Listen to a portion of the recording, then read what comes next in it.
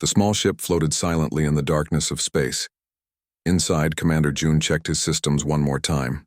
His heart beat steadily despite what lay ahead. The stars around him seemed cold and distant, just like his chances of success. "Final. System check complete," said the ship's computer. "All functions normal." June nodded, his eyes fixed on the radar screen. The blinking dot that had appeared 3 hours ago was now joined by many more. The Na'vi fleet had arrived. June was not supposed to be here alone. As the head of Earth's first contact team, he should have had his full crew with him. But an equipment failure on the main ship had forced a change of plans. Someone had to meet the aliens at the agreed time and place, the edge of the solar system, just beyond the orbit of Pluto. A missed meeting might be seen as an insult, or worse, a trap.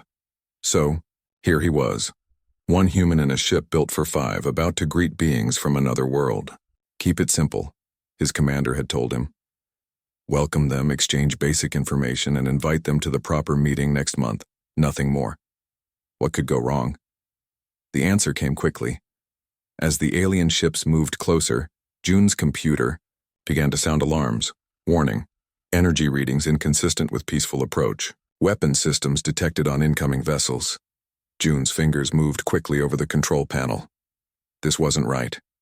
The messages from the Na'vi had been friendly. They had spoken of trade, of cultural exchange. Why would they bring weapons? Communication request flashed on his screen. June took a deep breath and accepted it. The face that appeared wasn't what Earth scientists had expected. Based on the Na'vi's earlier transmissions, they had pictured something almost human-like. The being on the screen was anything but. Its head was covered in a hard, shiny material that looked like the shell of an insect. 4 black eyes stared at June without blinking. Where a mouth should be, moving parts clicked together as it spoke. Human, vessel. The translation system converted the clicks and hisses into words. "I am Admiral Kex of the Na'vi expansion fleet. You will surrender and prepare to be boarded." June kept his face calm, though his mind raced. "Admiral Kex, there must be a misunderstanding. I am Commander June of Earth's first contact team. We received your messages of peace and—" "There is no misunderstanding," Kex interrupted. "Those messages were sent to assess your technology level and response patterns. You will now provide the coordinates of your home planet and all colonies." The truth hit June like a physical blow. The friendly messages, the request for diplomatic talks, it had all been a trick. Earth's long-range scans had detected the Na'vi's world months ago. It was stripped of resources, nearly dead. They weren't looking for friends. They were looking for a new world to take.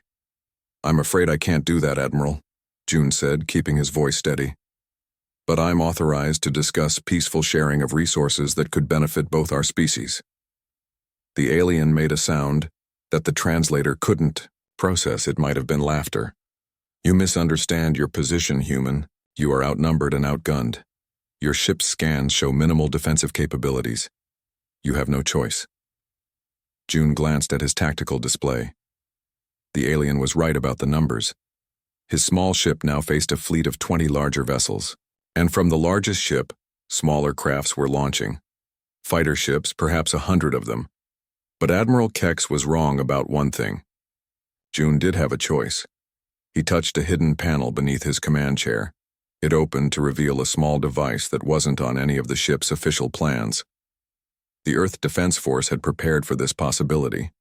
They hadn't trusted the sudden friendly contact from an unknown species. "I will come aboard your ship to discuss terms," June said carefully.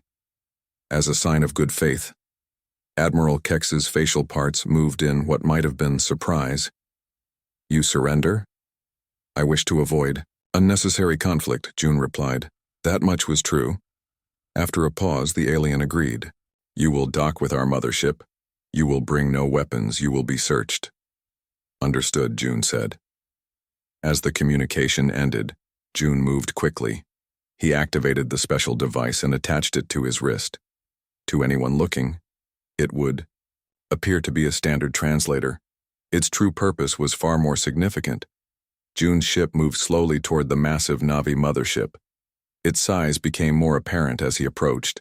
It was at least 20 times larger than Earth's biggest space vessel. Dark and angular, it resembled nothing so much as a giant insect, much like its makers. As his ship was pulled into a docking bay by the Na'vi's tractor beam, June reviewed what Earth intelligence knew about these beings. The Na'vi were a hive-like species with a rigid social structure. They communicated partly through chemical signals, something the Earth scientists had noticed but hadn't fully decoded. Most importantly, their exoskeletons, while providing excellent protection against physical attacks, had a unique resonance frequency, and that was the key. The docking bay was huge, filled with the smaller fighter craft he had seen earlier. As his ship's door opened, June was met by 6 Na'vi warriors. Each stood at least 7 feet tall, with forearms ending in both hands and natural weapons, serrated edges that looked capable of slicing through metal. "You will follow." One of them clicked in its own language, the sound translated by June's wrist device. June nodded and stepped forward. He showed no fear, though he felt it. One wrong move now would mean not just his death but potentially the discovery of Earth's location. They led him through corridors lined with more warriors. June counted as he walked: 20, 40, 60. They were showing force deliberately, trying to intimidate him with their numbers. By the time they reached what appeared to be a central chamber, he had counted nearly 100 warriors. The chamber itself was immense, clearly designed to make visitors feel small and powerless. In the center was Admiral Kex, seated on an elevated platform. Around the circular room stood the warriors June had seen, plus more, forming a living wall of chitinous armor and weapons. "Search him," Kex ordered. 2 warriors approached June. Their touch was surprisingly gentle as they checked him for weapons. They paid special attention to his wrist device. "Translation unit," June explained. "Required for communication." They scanned it with their own technology, and finding nothing they recognized as dangerous allowed him to keep it. "Human," Admiral Kex's voice boomed through the chamber. "Your species is young, primitive. You have resources we require. Tell us the coordinates of your homeworld, and we will permit some of your kind to survive as our servants." June stood, alone in the center of the room, seemingly defenseless against 100 armed aliens. Yet he felt a strange calm settle over him. 1 human against 100 aliens, he thought. They have no idea what's about to happen. He bowed respectfully, a gesture that seemed to confuse the Na'vi. "I appreciate your directness, Admiral," June said calmly. "But before I answer, I'd like to demonstrate something about humans that you should understand." The warriors tensed, their natural weapons extending slightly. June smiled. "We're not as primitive as you think." His finger moved to the side of his wrist device, ready to activate its true purpose. The battle was about to begin, and despite the odds, June knew it would be over in minutes. The air in the vast chamber felt thick and strange to June. It carried unfamiliar smells, metallic and sharp. The 100 Na'vi warriors surrounding him stood perfectly still, their forearms ready to attack at a moment's notice. Their hard outer shells gleamed under the harsh lights, making them look like living statues. Admiral Kex shifted on his raised platform. The movement made a scraping sound as his exoskeleton rubbed against the seat. His 4 black eyes never blinked as he stared down at the lone human. "I am waiting," Kex said, the translation coming through the room's speakers. "Demonstrate this thing about humans, then give us Earth's coordinates." June took a slow, careful look around the room. He needed to understand exactly what he was facing. The chamber was circular with only one visible exit. The warriors were positioned in 4 rings around him, each warrior about 2 arms' length from the next. Their height, each one nearly twice as tall as June, made the human look small and weak. That was exactly what June wanted them to think. "In our history," June began, his voice calm, "humans were not the strongest creatures on our planet. We couldn't run the fastest. We didn't have natural weapons like claws or fangs. Other animals could see better, hear better, and smell better than us. A sound like chattering teeth moved through the room as the Na'vi warriors communicated with each other. The translator on June's wrist picked up fragments. Weak species and easy conquest. June continued as if he hadn't noticed. But we survived. Then we became the dominant species on our world. Do you know why? Admiral Kex made a dismissive gesture with his upper right arm. Your history lesson does not interest me, human. Your coordinates do. The reason is important, June insisted. It will help you understand why taking Earth would be a mistake. This caught the Admiral's attention. He leaned forward slightly. Explain. June took a step forward. Immediately, 20 warriors moved their arms into attack position. June stopped and raised his hands to show he meant no harm. Humans survived because we observe. We learn. We prepare. June pointed to the warriors around him. For example, I know there are exactly 101 Na'vi in this room, including you, Admiral. I know the pattern of your guard positions creates 4 blind spots in your defense formation. The Admiral's head tilted slightly. You counted as you walked here? Yes. I also noticed that your warriors communicate with chemical signals as well as sounds. The air circulators in this room move those signals in a counterclockwise pattern, meaning warriors on my right would be the last to receive a warning from those on my left. Now the Admiral sat up straighter. The warriors nearest to June shifted their positions slightly, closing the gaps June had identified. Most importantly, June continued, I noticed the resonance frequency of your exoskeletons when you searched me. The hard shells that protect you also have a weakness. They vibrate when exposed to certain sound frequencies. For the first time, Admiral Kex showed something that might have been concern. How could you determine resonance frequency by simple observation? June smiled. I didn't. Earth has been studying the Na'vi for years. The revelation hit the room like a physical force. The warriors began making rapid clicking sounds to each other. Impossible, Kex declared. This is our first contact with your species. No, June said simply. This is your first contact with us. We've been watching you for much longer. When your unmanned probes entered our solar system 3 years ago, we captured them. We studied them. We learned about your biology, your technology, and your intentions. This was a half-truth. Earth had indeed detected Na'vi probes. But much of what Earth knew came from intercepted communications rather than direct study. Still, the effect of June's words on the Na'vi was powerful. Admiral Kex rose from his seat. He stood nearly 9 feet tall, towering over the already tall warriors. If what you say is true, then we must eliminate you and your planet immediately. You know too much about us. June shook his head. That would be unwise. Earth is prepared for the Na'vi. We have defenses specifically designed against your kind. Yet you came here alone in a ship with minimal weapons, Kex pointed out. Because I don't need weapons, June said confidently. The Admiral made a sound that the translator interpreted as laughter. 1 unarmed human against 100 Na'vi warriors? Your confidence is based on ignorance. Let me show you something, June said. Slowly, he raised his wrist with the translator device. May I? The Admiral hesitated, then nodded. If you try to use a weapon, you will be dead before you complete the action. Not a weapon, June assured him. A demonstration. He pressed a small button on the side of the device. Nothing seemed to happen at first. Then one of the warriors nearest to June began to shake slightly.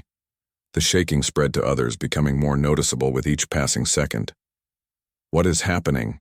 Demanded Admiral Kex, who had also begun to vibrate. Sonic resonance, June explained. My translator is emitting a sound at exactly the frequency that causes your exoskeletons to vibrate. Humans can't hear it. We can't feel it. But to you, it's like standing in an earthquake. The vibrations grew stronger. Warriors began to lose their balance. Some dropped to their knees as their forearms trembled too much to maintain coordination. The sound was causing their natural armor, their greatest protection, to become their greatest weakness. Admiral Kex grabbed the edges of his platform to steady himself. Stop this, he commanded. I will, June said calmly, once we have a real negotiation. The Admiral's body shook violently now. His voice came out broken and distorted. Promised. No weapons. This isn't a weapon, June replied. It doesn't cause permanent damage. It doesn't kill. It simply makes it difficult for you to move or fight. In 15 minutes, it will pass with no lasting effects. Around the room, more warriors fell to their knees. Some lay completely on the floor, unable to stand at all. None could hold their weapons steady enough to use them. June walked carefully through the incapacitated warriors toward Admiral Kex's platform. None could stop him. The mighty Na'vi fleet, capable of destroying entire planets, was being defeated by sound waves they couldn't even hear. Now, June said as he reached the base of the platform, let's discuss the real terms of our relationship going forward. The Admiral struggled to speak as his jaw vibrated. What do you want? Peace, June said simply. Earth doesn't want war with the Na'vi. We don't want your resources or your territory. We want to be left alone. Your technology, Kex managed to say. How did human advance so quickly? Necessity, June answered. Throughout our history, we've had to adapt to survive. When we learned about your species and your habits of stripping planets bare, we prepared for this meeting very carefully. June reached the top of the platform and stood face to face with the much larger alien. Even with the Admiral partially collapsed from the vibrations, his head still rose above June's. The device on my wrist is just one of many technologies we've developed specifically to counter Na'vi threats, June continued. There are others, far more dangerous, ready if you ever approach Earth again. June looked around the room at the 100 fallen warriors. The mighty Na'vi attack force brought down without a single shot fired. 1 human, he said quietly. 100 aliens. And the battle is already over. Admiral Kex looked at June with new understanding in his 4 black eyes. Perhaps for the first time in his life, the Na'vi commander felt something new, respect mixed with fear. Not fear of weapons or armies, but fear of a species that could outthink his own. What happens now? Kex asked. June smiled. Now we talk about the future, a future where the Na'vi and humans both survive, without either trying to destroy the other. The battle was indeed over. But as June knew, the real challenge was just beginning. The sonic resonance device continued to hum quietly on June's wrist. Around the circular chamber, the 100 Na'vi warriors remained on the floor or leaning against walls, their bodies shaking too much to stand properly. Their weapons, both natural and technological, lay useless at their sides. Admiral Kex had managed to stay somewhat upright by gripping his command chair with all 4 arms. His large black eyes stared at June with a new emotion that the human recognized as respect, mixed with fear. You said 15 minutes. Kex struggled to speak clearly through his vibrating jaw parts. Then, this stops? Yes, June confirmed. The effects are temporary. I told you, we don't want to destroy the Na'vi. We just want you to understand that attacking Earth would be a mistake. The Admiral's head tilted. Why, show mercy. If positions reversed, we would not. June walked to the control panel at the side of the Admiral's platform. The Na'vi symbols were strange, but June had studied them from intercepted communications. He pressed several buttons, and a large screen descended from the ceiling. Before we continue our talk, I want to show you something, June said. The screen lit up, showing images from Earth. June had brought these recordings specifically for this purpose. The first images showed Earth's cities. Tall buildings, busy streets, people of different colors and shapes living together. This is my home, June explained. 8 billion humans live on Earth. We have different countries, different languages, different beliefs, but we've learned to live together. The next images showed Earth's natural wonders, vast oceans, green forests, mountains, and deserts. Our planet has many environments. We've learned to adapt to all of them.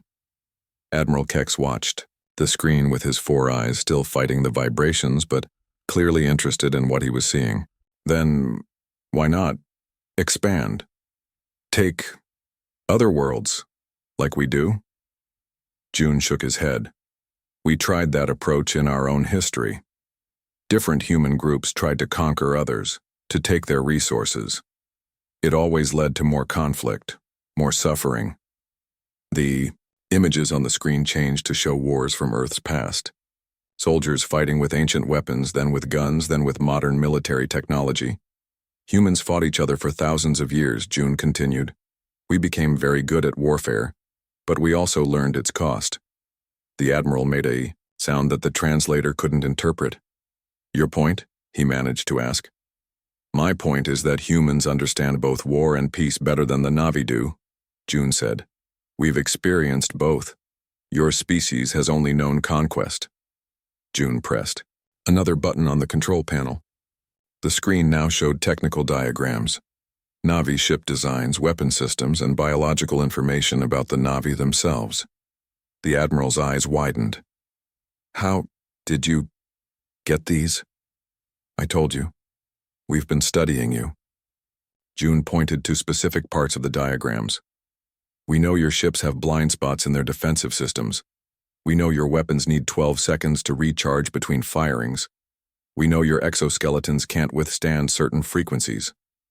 June touched his wrist device again, adjusting something. The vibrations affecting the Na'vi warriors decreased slightly, still enough to keep them incapacitated, but not enough to cause pain.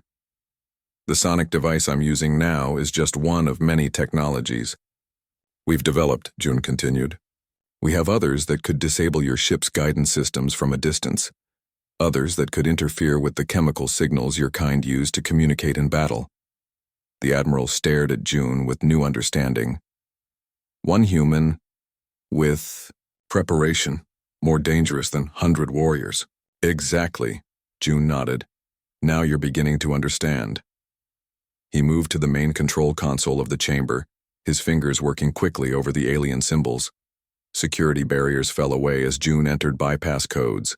Information Earth had gathered from years of intercepting and decoding Na'vi transmissions. What are you doing? Kex demanded, his voice stronger now as the vibrations continued to decrease. Accessing your ship's main computer, June explained calmly.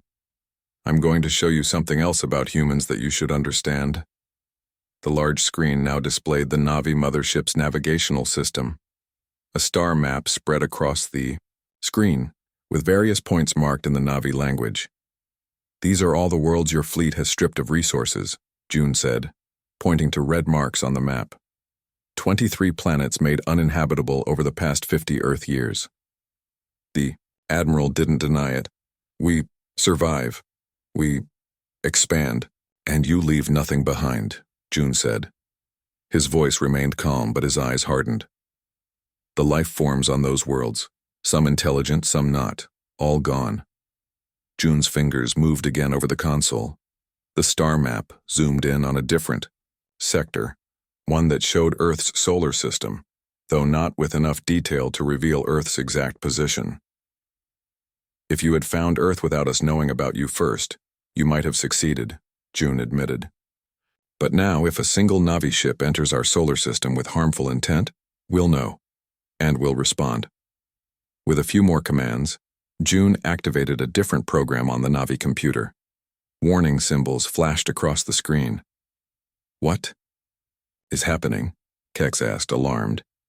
I'm uploading a virus to your navigational systems, June explained. It's erasing all data about Earth's sector of space. Your ships won't be able to find us again without starting a complete new search, which would take decades. Around the chamber, the Na'vi warriors were beginning to recover, as June gradually reduced the strength of the sonic resonance. Some managed to push themselves to sitting positions, though none could yet stand or use weapons. You disable our fleet? Kex asked. No, your ships can still fly, your weapons still work. You just can't find Earth, June said. And the virus includes a warning program.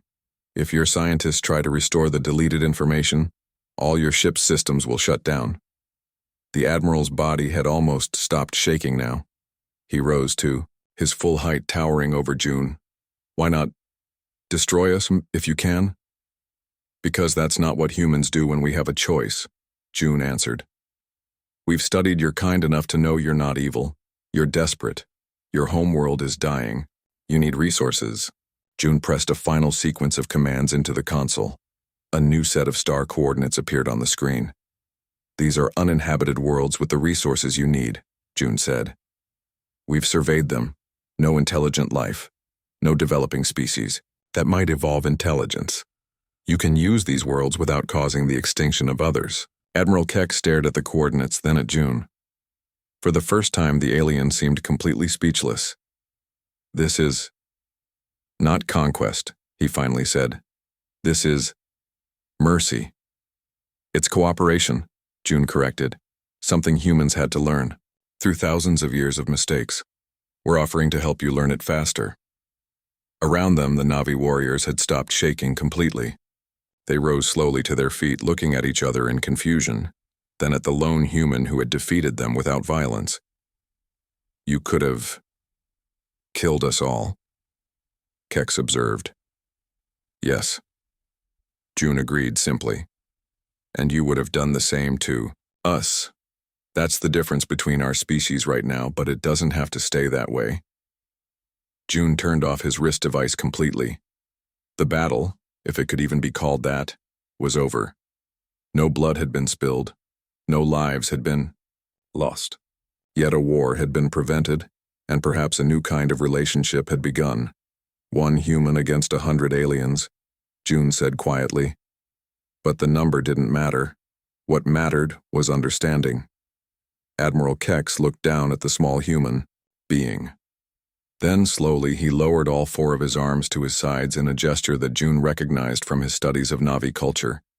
It was a sign of non-aggression, the closest thing the Na'vi had to offering peace. We will consider your words, Kex said. It was a start. June knew that the future of both species might depend on what happened next. The mood in the vast chamber had changed completely. The 100 Na'vi warriors, now fully recovered from the effects of June's sonic device, stood in a new formation. Instead of surrounding him in attack position, they lined the walls of the room, watching with a mixture of caution and curiosity. Their natural weapons remained sheathed. Admiral Kex had invited June to sit beside him on the command platform. The human looked tiny next to the towering insectoid alien, but size no longer seemed to matter to anyone present. Tell me more about these planets you offer, Keck said. His clicking speech now translated smoothly. June touched his wrist device, bringing up detailed information on the large screen. This first one is a gas giant with 16 moons. 3 of the moons are rich in minerals your ships use for fuel. The screen showed images of a Jupiter-like planet with multiple moons. The second system has 5 planets. 2 are similar to your homeworld before it was stripped of resources. No intelligent life, but plenty of plant and animal species your people could use for food. Keck studied the images with all 4 of his eyes. And Earth knows of these places how? We've been exploring space for over 100 years, June explained. First with simple rockets, then with more advanced ships. We map systems, study planets, look for signs of life. Yet you have not taken these worlds for yourselves? June shook his head. They're too far from Earth for our current technology to reach easily. We've only seen them through long-range observation devices. This was another carefully constructed half-truth. Earth had indeed found these planets through observation, but human ships had visited them briefly. June was under strict orders not to reveal the full extent of Earth's space travel capabilities. The Admiral made a sound that the translator didn't interpret. Then he asked, "Why would humans share this information with us? After we threatened your world?"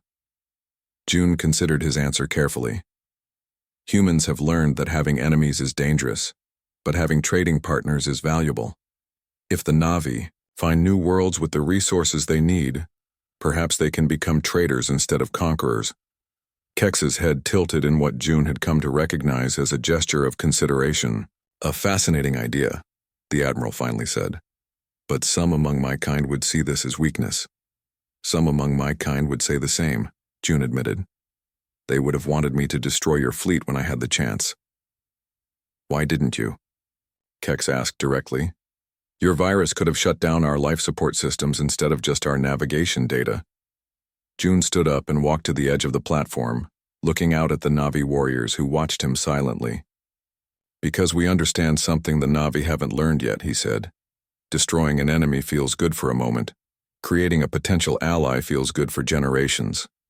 At these words, several of the warriors made rapid clicking sounds to each other. June's translator picked up fragments.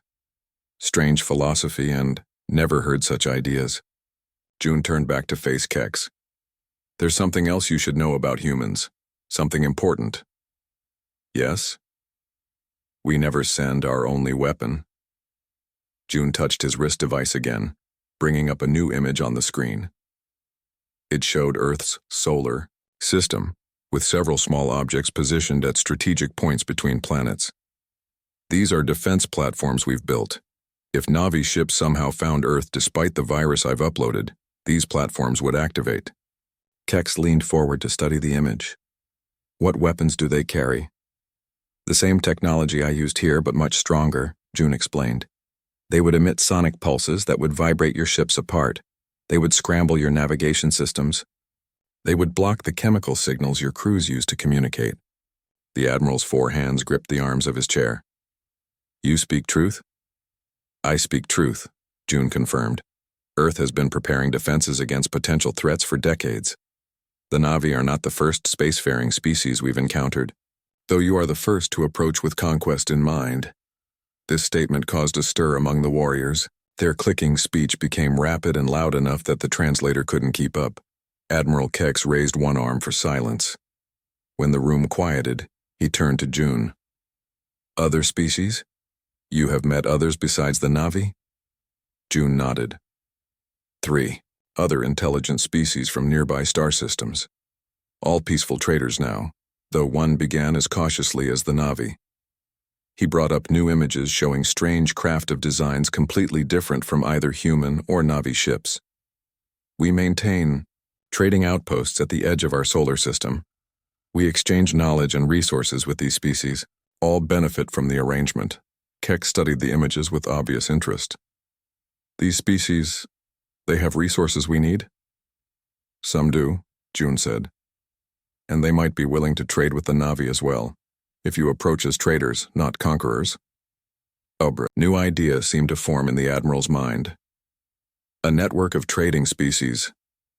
Exactly, June said. More stable than conquest, more beneficial in the long term.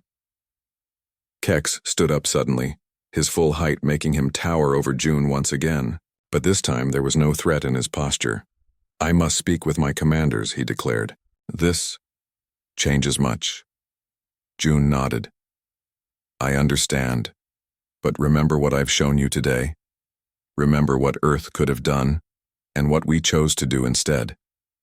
The Admiral made a formal gesture with all 4 arms, a salute of respect that June recognized from his studies. One human faced 100 Na'vi warriors, Keck said. The battle ended in minutes, but not in the way any of us expected. June returned the gesture as best he could with only 2 arms. That's another thing about humans, Admiral. We often do the unexpected. Kex turned to his warriors and gave orders in their native language, too quick for June's translator to catch. The warriors filed out of the chamber until only 10 remained as guards. I have ordered a meal prepared, Kex explained. While my commanders gather, we will eat together. This is a Na'vi custom when meeting new trading partners. June smiled at the careful choice of words. Humans have a similar custom. As servants brought in strange foods on large platters, June sent a coded message to Earth through his wrist device. The brief text would tell his superiors that the confrontation had been resolved without violence, and that negotiations were beginning. A day that had started with the threat of interspecies war was ending with a meal shared between former enemies. June knew that much work remained before the Na'vi could be considered true allies, but the first step had been taken. The Admiral returned to his seat beside June. As they prepared to share food, Kex asked a question that seemed to be troubling him.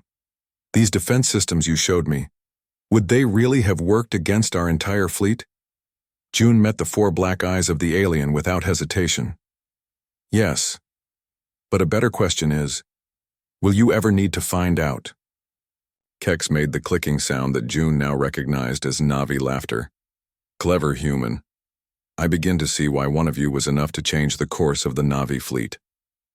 As servants brought strange but delicious-smelling food, June thought about how close they had come to war, and how quickly the situation had changed. One human with the right knowledge and preparation had indeed faced 100 aliens, and the battle, such as it was, had indeed ended in minutes. But the peace might last for generations. 3 days had passed since the confrontation in the Na'vi command chamber.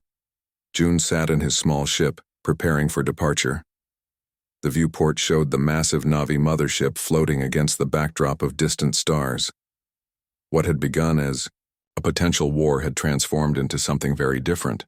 Admiral Kex stood beside June in the human ship. The ceiling was too low for the tall alien, forcing him to bend his upper body uncomfortably. Despite this, he had insisted on seeing June off personally. The coordinates for the resource planets have been verified, Kex said, his voice now familiar to June's ears. Our scout ships will depart tomorrow to begin surveys. June nodded. Good. Earth will send representatives to the third planet in 6 months. We can establish formal trading protocols then. The past 3 days had been filled with intense discussions. Kex had brought in his top commanders, 10 senior Na'vi who initially wanted nothing to do with humans or peace. June had faced them alone, just as he had faced the 100 warriors. But this battle was fought with words and ideas instead of technology. Some commanders had argued that the Na'vi should find Earth despite the virus June had planted. Others suggested capturing June and forcing him to reveal Earth's coordinates. But Kex, surprisingly, had become June's strongest ally in the discussions. I have seen what one human can do when prepared, the Admiral had told his doubtful commanders.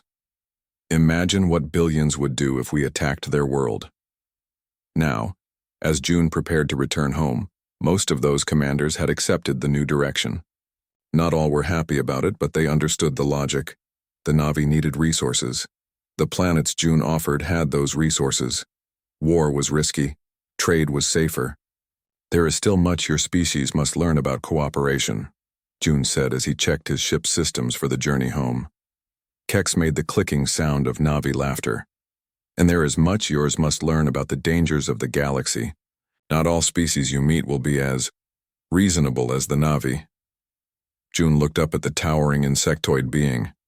3 days ago he had seen Kex as a terrifying enemy. Now, while not exactly a friend, the Admiral had become something close to a respected colleague. That's why we prepare, June said, just as I prepared before meeting you. Yes, Kex agreed. Your preparation. I'm still curious about some things. What things? The Admiral's 4 eyes blinked in sequence. A gesture June had learned indicated deep thought. If I had not agreed to your terms, Kex asked, what would you have done? Would your sonic device have killed us all? June shook his head. No. It was designed only to incapacitate, not kill. As I told you, humans prefer not to destroy when we have a choice.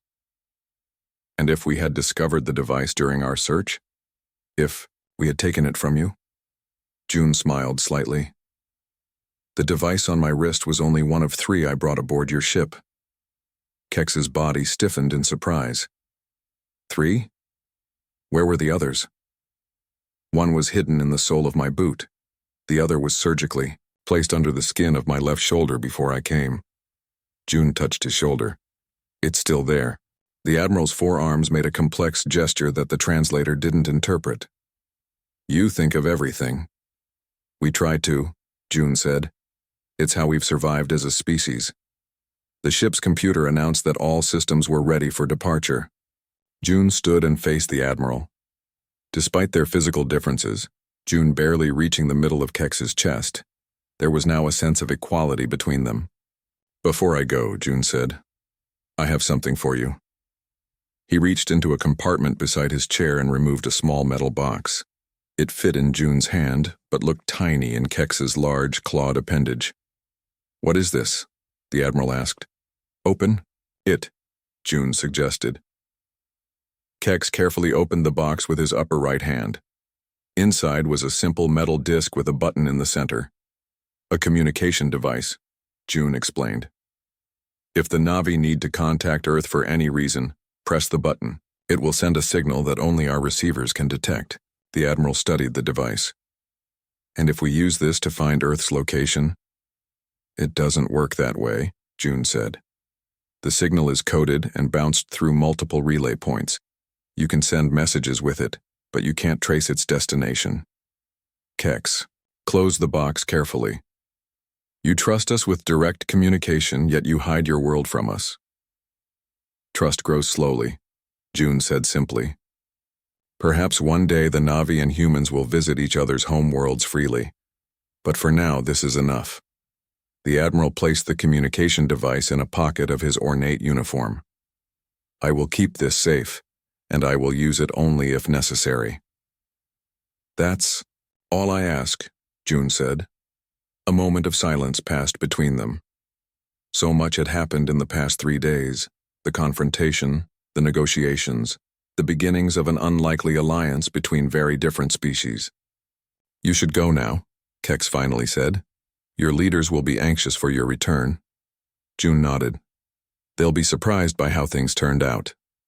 As was I, the Admiral admitted.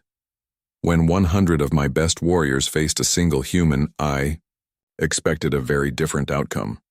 June walked with Kex to the airlock that connected his ship to the Na'vi vessel. Before the Admiral left, June offered his hand, a human gesture of farewell. After a moment of hesitation, Kex extended one of his 4 hands and carefully grasped June's much smaller one. Safe journey, Commander June, the Admiral said formally. Peaceful, Trading Admiral Kex, June replied. After Kex departed, June sealed his ship and prepared for launch. As the docking clamps released and his vessel drifted away from the Na'vi mothership, he recorded his final report. Mission outcome: successful. Confrontation with Na'vi fleet resolved without casualties. Potential trade alliance established. Coordinates: for resource-rich uninhabited planets provided as alternative to conflict. He paused, looking at the massive alien ship growing smaller in his viewport. Additional notes: when faced with superior numbers and physical strength, human preparation and adaptability once again proved decisive. The Na'vi have begun to understand that conquering new planets is not their only option for survival. June set course for the long journey home. He would need to take a complex route with many course changes to ensure the Na'vi couldn't track him back to Earth, even if they tried. It would add weeks to his trip, but security was worth the extra time. As his ship accelerated away, June thought about how to explain what had happened to his superiors, how one human had faced 100 aliens in what should have been an impossible situation, and how the battle had indeed ended in minutes, but not with destruction. Instead, it had ended with the beginning of peace. Perhaps that, June said to himself as the stars streaked past his viewport, is the greatest victory of all. His ship entered FTL speed, disappearing from the Na'vi sensors in a flash of light. Behind him, the Na'vi fleet was already preparing to visit the new planets he had offered, not as conquerors but as explorers and potential traders. The mission that had begun with the threat of war was ending with hope for the future, not just for Earth but for the Na'vi as well. And it had all started when one human faced 100 aliens and chose wisdom over weapons. The end.